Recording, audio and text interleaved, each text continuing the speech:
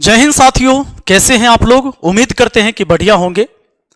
जैसा कि आप सबको पता है, कल 11 फरवरी है और 11 बजे दिन में मैं खुद अपनी एक समस्या लेकर जिला प्रशासन यानी डीएम यशपाल मीणा के पास जा रहा हूं।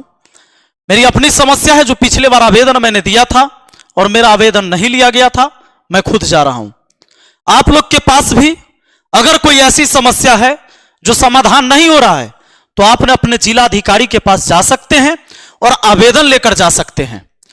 मैं ना तो कोई रैली करने जा रहा हूं, ना मेरा कोई आंदोलन है।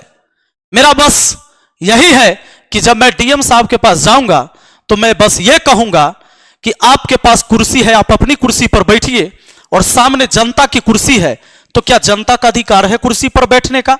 अगर मेरा अधिकार है या संविधान मेरा अधिकार देता है, इस लोकतांत्रिक व्यवस्था में अगर जनता का अधिकार है कि जनता मालिक है और जनता को बैठने का अधिकार है, भले प्रतिनिधि हो ना हो, तो मैं डीएम साहब से बस यही पूछूंगा कि क्या सर मैं इस कुर्सी पे बैठ सकता हूं, ये मेरा अधिकार है? और अब मेरी समस्या को सुनी जाए। मेरा बस यही है, अगर आपके पास भी ऐसी समस्या है और आप परेशान हैं, कई सारे दफ्तरों के चक्कर काट चुके हैं, तो आप भी जा सकते हैं, आपके जिला अधिकारी हैं। तो आइए, अगर आपके पास समस्या है तो आप भी आ सकते हैं। लेकिन इसके बीच मैंने जो बातें रखी थी 3-4 दिनों से, इसके बाद जिला अधिकारी महोदय ने हमारे प्रति 2 पेजों का एक नोटिस निकाल दिया है। नोटिस ऐसा जिसमें बताया गया है, अभी वायरल भी हो रहा है, कि मैं सारी झूठी खबर आप लोगों के सामने दिया, मैं व्यूज के चक्कर में यह सारी चीजें किया। यह चीजें जिला अधिकारी ने निकाल दिया है। आप अपने दिल पर हाथ रख के कहिएगा, मैंने बोला है कि पूरे बिहार में एक सलाह पंचायत ऐसा पंचायत है जहां पूरा के पूरा राशन मिलता है, और जब पूरा राशन मिलता है इसका मतलब कमीशन किसी को नहीं मिलता है, और जहां पूरा राशन नहीं मिलता है तो बाकी राशन कहां जाता है यह जिलाधिकारी को संज्ञान में नहीं है, जिलाधिकारी को आज तक पता नहीं है। मैंने अगर ये बातें कही है, अगर मेरा बात असत्य है तो बिल्कुल आप असत्य मानिए, आप झूठ मानिए। मैं इसमें यह चर्चा किया गया है कि जिला प्रशासन द्वारा जनप्रतिनिधि तथा आम जन के प्रति भी सौहार्द प्रदर्शित करते हुए उनकी बातों को ध्यानपूर्वक सुना जाता है और उसका निवारण भी किया जाता है। आपने कई बार सुना, ये यशपाल मीणा डीएम जो अपने ही सहयोगी अपने सीओ को जब ये गाली देते हैं, जो कुछ दिन पहले सब बैठे हुए थे धरना पर, तो ये आम जनता और जनप्रतिनिधि के साथ किस तरह से बिहेव किए होंगे। मैंने बताया था कि मेरा आवेदन तक नहीं लिया गया है। दूसरा चीज इसमें बताया गया है, मेरे पंचायत सरकार भवन बनने के बाद में, तो इसमें एक चीज दर्शाया गया है कि ये 2025 तक कंप्लीट होना है। सलाह पंचायत में पंचायत सरकार भवन निर्माण हेतु भूमि चयन एवं उस संबंध में अतिक्रमण हटाए जाने के दौरान विरोध, परेशानी, ठंड आदि के मौसम के साथ ही विधि व्यवस्था साधारण को देखते हुए अतिक्रमण हटाने के कार्य को अनुमंडल पदाधिकारी महनार द्वारा स्थगित की गई है। अब इन्होंने कहा कि अनुमंडल पदाधिकारी जो हैं उनके द्वारा स्थगित कर दी गई है। कहला कि ठंडा था अब विरोध था, तो ठंडा था, खाली करवाते टाइम आपको याद नहीं था?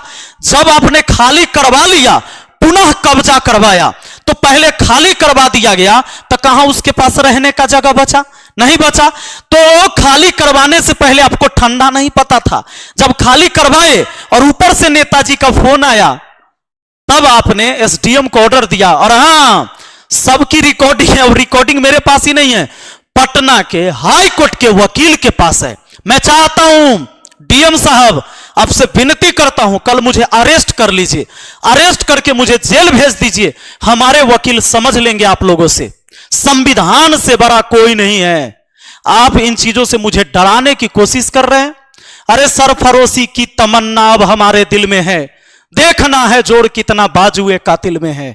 कितनों को बंद कर दीजिएगा? अरे कर दीजिए बंद। मेरे पूरे जीवन एक भी कंप्लेन मेरे खिलाफ कहीं नहीं हुआ, न किसी थाने में 3 साल, और 3 साल पहले 6 साल से मैं सामाजिक कार्यों में लगा हुआ हूं। कभी मैंने ना तो थाना, ना तो दफ्तर, ना तो किसी एसपी के यहां किसी भी फालतू कामों के लिए ना तो पैरवी किया किसी नेता के लिए। लेकिन आज अगर मैं आम जनता की बात कर रहा हूं कि अगर किसी की समस्या जाए तो समस्या को सुनना चाहिए। यही मैंने आपके जो नकाब आप पहने हुए थे उसको मैंने समाज के सामने उतारा है। अगर आप आवेदन ले लिए होते तो वो आवेदन लेके मैं बाहर कैसे आया। और आप कहते हैं कि सब झूठा है, तो सीसीटीवी कैमरा तो आपके पास लगा हुआ होगा। अरे जिला अधिकारी हैं कि आपके यहां का भी सीसीटीवी कैमरा खत्म हो गया, सीसीटीवी कैमरा नहीं चल रहा है। कोर्ट में आप ही पेश करेंगे कि भैया हमारे यहां सीसीटीवी कैमरा खराब था। अगर जिला अधिकारी के सीसीटीवी कैमरा खराब था तो पूरे जिला की व्यवस्था की क्या हाल होगी। तभी तो थाने के अधिकारी कहते कि हमारे यहां सीसीटीवी नहीं लगा हुआ था। यानी थाना पर कौन गया कौन आएगा इसका कोई पता नहीं होगा। धन्य है प्रभु, कैसे आप इस वैशाली जिला को चला रहे हैं। आपको सत सत नमन है और व्यवस्था चलाने वालों को भी प्रणाम है, सैल्यूट करते हैं हम आप लोगों को। अरे लगा दीजिए, ये क्या लगाए हैं आप हम पर, बीएनएस कह रहे हैं। बीएनएस क्या, आप एनएस से लगा दीजिए सर। अरे फांसी पर चढ़ा दीजिए ना, हम तैयार हैं फांसी पर चढ़ने के लिए। हो सकता है मैंने अपनी जिंदगी जी लिया हो, मैं तैयार हूं, लगा दीजिए। यह कहा गया कि यह झूठी खबर फैलाया गया। अगर आप सबको लगता है कि आपके ब्लॉक में जब जातीय आवासीय बनवाने जाते हैं तो कमीशन नहीं लगता है, आप जब राशन कार्ड बनवाने जाते हैं तो कमीशन नहीं लगता है, यह खबर हमारे डीएम साहब को नहीं है, बोलिएगा नहीं, झूठा लग जाएगा, आप मत बोलिएगा। और अगर आपको लगता है कि नहीं है तो इस समस्या लेकर आइएगा भी नहीं। बहुत बहुत धन्यवाद। वैशाली जिला की सभी जनता को हम हाथ जोड़कर कहेंगे, अगर सब कुछ सही चल रहा है तो मैं कल अकेला हूं, मैं जाऊंगा क्योंकि मेरे पास समस्या है और इस समस्या लेकर डीएम साहब के पास जाऊंगा। और मैं बस इतना ही कहूंगा कि जो जनता की कुर्सी है उस पर मेरा बैठने का अधिकार है या नहीं। आप जिस कुर्सी पर बैठ सकते हैं आप बैठिए, आपके कुर्सी पर बैठने से मुझे ऐतराज नहीं है। लेकिन जब कोई आपके पास जाता है तो क्या यह संविधान नहीं कहता हमारा कि जब वो जाए तो उससे पूछा जाए भाई आपकी समस्या क्या है, और उसका आवेदन लिया जाए और उसको आश्वस्त किया जाए कि आपकी समस्या हम कब तक सुनेंगे। अरे हम यही आवेदन लेके गए थे। इतना ही नहीं, आपके श्रीमान कार्यपालक अभियंता जिनके यहां ऑफिस में रिसीव किया गया मेरा आवेदन कि अगर आपको लगता है कि काम होबे करेगा तो उसकी प्रतिलिपि ही तो हम मांगे थे। ऐसा हम कौन सा तोप मिसाइल मांग लिए थे, यह लिखा हुआ है, रिसीव किया गया, नहीं दिया गया और कहा गया कि संविधान से कोई लेना देना नहीं है। उसकी वीडियो, उसकी ऑडियो सब हमारे वकील के पास जमा है हाई कोर्ट में। आइए मुझे ले चलिए, मैं चाहता हूं कि आप मुझे ले चलिए ताकि आप भी वहां आए तो मुलाकात हो एक बार। आइए ना यहां, हम तो पहले मुलाकात किए थे, यही तो लिख कर दिए थे ना आपको।